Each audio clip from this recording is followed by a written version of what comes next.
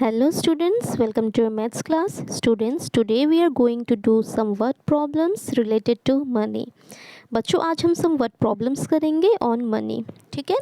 So our first question is, Seema's mother went to the market with 500 rupees. She bought an apple for 165 rupees, mangoes for 120 rupees and sweets for 100 rupees. How much money was left with her? बच्चों question में क्या बोला गया है कि सीमा नाम की एक लड़की है, उसकी मदर मार्केट में गई थी, बाज़ार में गई थी 500 रुपीज़ के साथ। उनके पास 500 रुपीज़ था उनके पास, ठीक है। उनने क्या किया, एप्पल ख़रीदा, कितने रुपए का? 165 रुपीज़ का। मैंगो ख़रीदा, ठीक है, 120 रुपीज़ का। एंड सम स्वीट्स, कुछ मीठा ख़रीदा 100 रुपीज़ का, मिठाई कुछ ख़रीदा 100 रुपीज़ का। So how much money was left with her? इतना कुछ ख़रीदने के बाद उनके पास अभी कितना मनी रह गया, ठीक है। वो 500 रुपीज़ अपने साथ लेके गई थी। उसके बाद उन्होंने एप्पल ख़रीदा, उन्होंने मैंगो ख़रीदा और सम स्वीट्स ख़रीदे, ठीक है। इतना कुछ ख़रीदने के बाद अब उनके पास कितना मनी रिमेनिंग उनके पास रह गया, कितना मनी उनके पास रह गया वो हमें फाइंड आउट करना है, ठीक है बच्चों।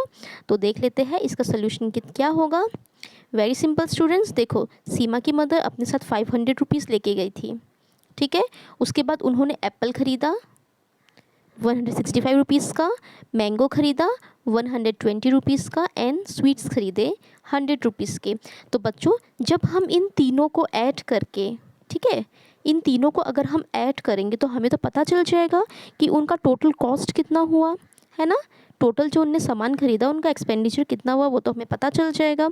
उसके बाद उस अमाउंट को जब हम लोग 500, जो कि उसकी मम्मी के पास 500 रुपीज़ था, उस अमाउंट को जितना उनने ख़रीदा उस अमाउंट को जब हम लोग 500 में से माइनस कर देंगे तो हमें पता चल जाएगा कि उनके पास अभी कितना मनी है।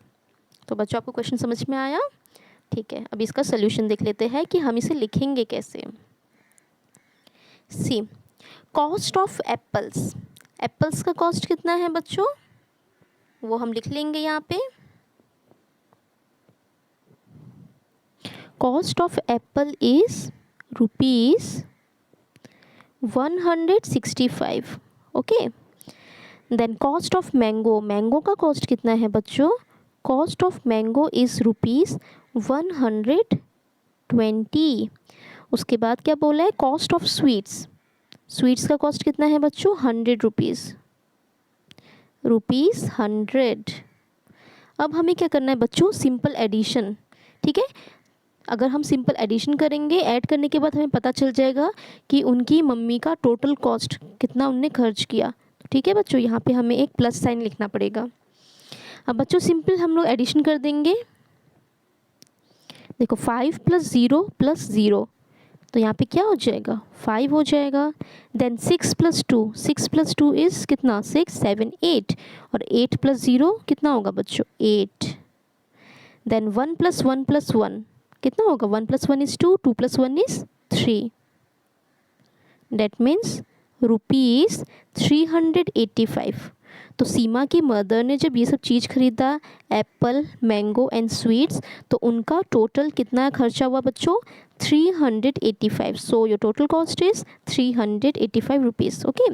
अब हमें फाइंड आउट करना है कि जब उन्होंने शॉपकीपर को 500 रुपीज़ दिया, उनके पास तो 500 रुपीज़ था, है ना। जब 500 रुपीज़ में से हम इस टोटल कॉस्ट को माइनस करेंगे तो हमें पता चल जाएगा कि उनके पास कितना जो मनी है वो लेफ्ट होगा। देखो बच्चों, सीमास मदर हैड, सीमा की मम्मी के पास कितना रुपीज़ था? ₹500, ओके। तो यहाँ पे हम लोग लिख लेते हैं ₹500। उसके बाद टोटल कॉस्ट, टोटल कॉस्ट कितना है बच्चों?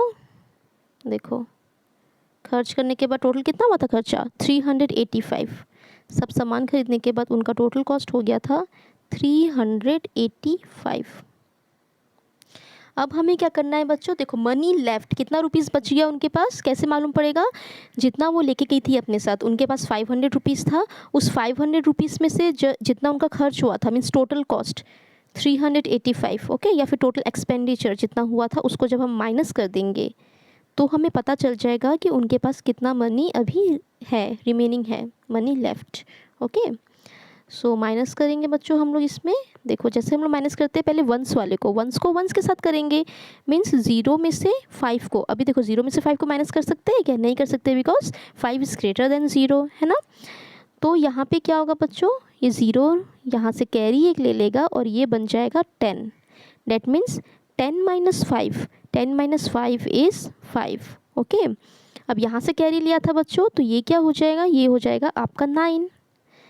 सो 9 माइनस 8, 9 माइनस 8 इज़ 1, यहाँ पे 1 आ जाएगा हमारा। देन देखो 9 ने कैरी किससे लिया था बच्चों, 5 से कैरी लिया था, तो ये क्या हो जाएगा आपका 4 हो जाएगा। तो 4 minus 3 is 1, rupees 115। Money left कितना होगा बच्चों, rupees 115। So amount of money left with her, उसकी मम्मी के पास कितना रुपीज़ बचा रहा बच्चों अभी,